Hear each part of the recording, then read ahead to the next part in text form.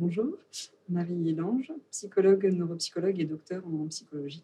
Donc, par rapport à la problématique des troubles cognitifs en oncologie, ils peuvent avoir un impact négatif sur la qualité de vie des patients, avec notamment une diminution de la confiance en soi. Les patients peuvent avoir une appréhension lors de la reprise d'activité professionnelle, par exemple, et certains travaux montrent un lien entre la plainte cognitive et difficulté à tenir son poste. Donc, je vais vous présenter les résultats d'une étude que nous avons menée en collaboration avec l'association Les Sentinelles. Il s'agissait d'une étude qui porte sur la plainte cognitive des patients à l'issue des traitements d'un cancer.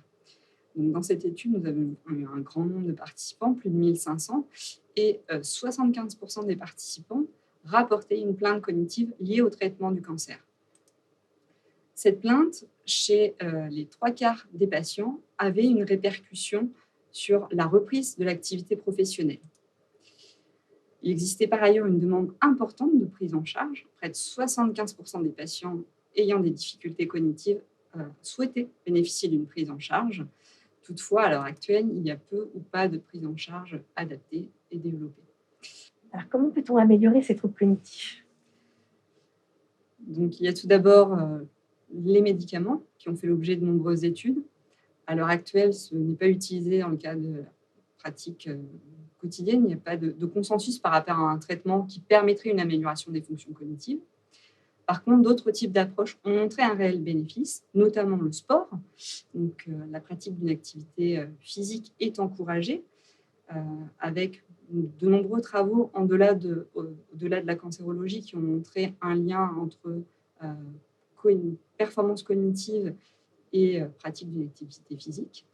Donc, il faut soit poursuivre l'activité physique que vous aviez avant la maladie ou bien adhérer à des programmes avec une prise en charge d'activité physique adaptée.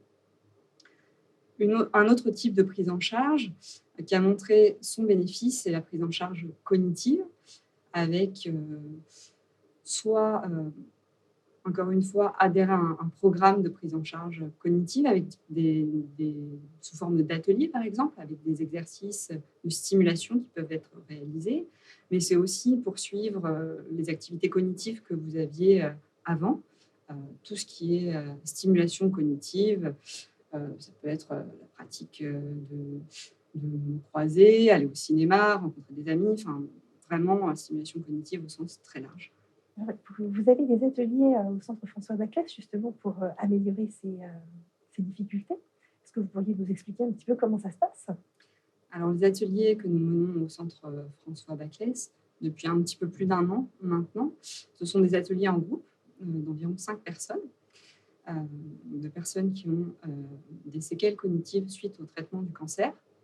Et nous avons donné la priorité aux patients qui allaient reprendre une activité professionnelle. Donc, ce sont des ateliers de groupe avec une dynamique. Les échanges entre participants sont très importants, notamment pour relativiser les difficultés cognitives. Finalement, c'est un problème assez fréquent chez les patients.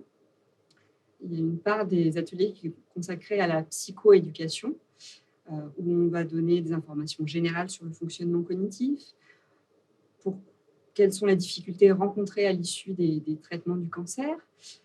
On va également expliquer le fonctionnement de certaines fonctions cognitives plus spécifiques, quels sont les facteurs qui peuvent impacter la cognition, la fatigue, le stress, etc. Et une partie des ateliers est consacrée plus à la stimulation cognitive en tant que telle, avec des exercices que l'on fait réaliser aux patients. Vous parliez de stimulation cognitive. De quel type d'exercice il s'agit exactement? Il s'agit par exemple d'exercices de mémoire, où les patients vont devoir mémoriser des mots, des images, des exercices de rapidité, des exercices où ils doivent faire plusieurs tâches en même temps. Et jusqu'alors, les premiers retours des 40 premiers patients qui ont participé sont vraiment très positifs.